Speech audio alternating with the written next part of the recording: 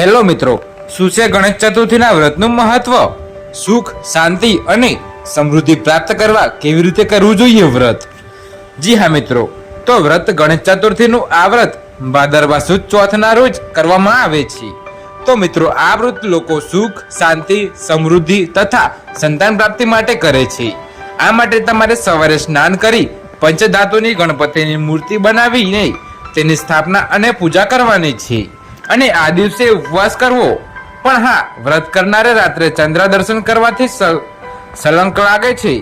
તો મિત્રો, શ્રી કૃષ્ણ ભગવાને પોતાના પર લાગેલું કલંક દૂર કરવા માટે આ વ્રત કરેલું હતું અને વ્રતના બીજા દિવસે ગણપતિની મૂર્તિને જળમાં પધરાવી દેવી જોઈએ.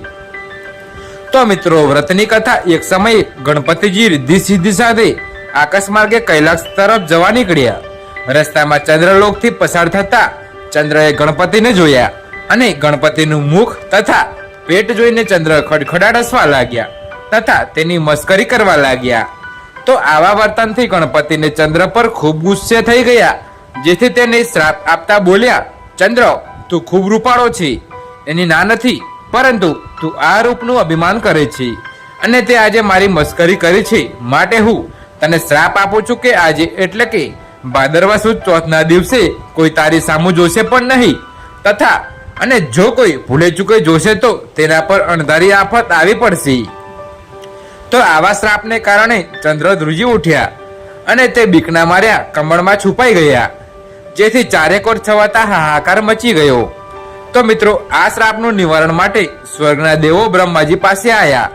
બ્રહ્માજીએ કહ્યું કે ગણપતિનો શ્રાપ કદી મિથ્યા જતો નથી, તો પણ હું તમને એના નિવારણનો ઉપાય બતાવું છું. તો સાંભળો, થોડા દિવસ બાદ ભાદરવો મહિનો આવે છે. એ ભાદરવા મહિનામાં સુદ એકમથી સુદ ચોથ સુધી ચંદ્રએ ગણપતિની કોઈ પણ ધાતુની કે પંચધાતુની મૂર્તિ બનાવવી, તેની સ્થાપના કરવી પડશે.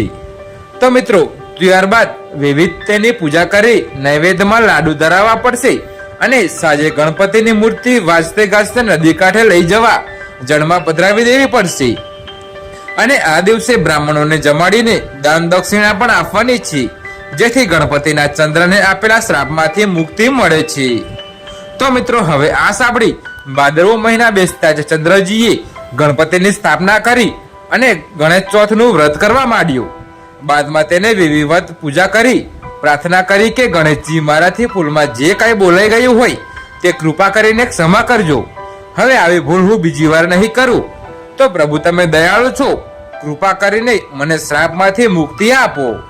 તો ચંદ્રની આ ભક્તિ જોઈને ગણપતિ ખુશ થયા અને તેને દર્શન આપી બોલ્યો, ચંદ્ર, તું સંપૂર્ણ શ્રાપ મુક્ત તો નહીં થઈ શકે, પણ હું તારા વ્રતથી ખુશ થઈ શ્રાપ થોડો હળવો કરી આપું છું. જો કોઈ માણસ ભાદરવા સુદ બીજના દિવસે ચંદ્રના દર્શન કરી પછી ચોથના દિવસે મારા દર્શન કરશે તો તેને કોઈ સંકટ નહીં નડે. પણ જો કોઈ વ્યક્તિ ભાદરવા સુદ ચોથના એકમાત્ર દર્શન કરશે તો તેને કલંક લાગશે અને જો આ કલંકને દૂર કરવા માટે કોઈ માણસ ગણેશ ચોથનું વ્રત કરશે તો હું તેના પર પ્રસન્ન થઈ તેને સંકટમાંથી મુક્ત કરીશ. તેથી કહેવાય છે કે હે ગણપતિ દાદા, તમે ચંદ્રને ફળ્યા તેવા સૌને ફળજો. તો તમને અમારી આ સ્ટોરી કેવી લાગી કમેન્ટમાં જરૂરથી જણાવજો અને અમારી ચેનલ પર નવા છો તો આવી બીજી રોમાંચક સ્ટોરી જોવા માટે અત્યારે જ અમારી ચેનલને સબસ્ક્રાઇબ કરી દેજો. તો મિત્રો, વિડીયો પૂરો જોવા બદલ ધન્યવાદ.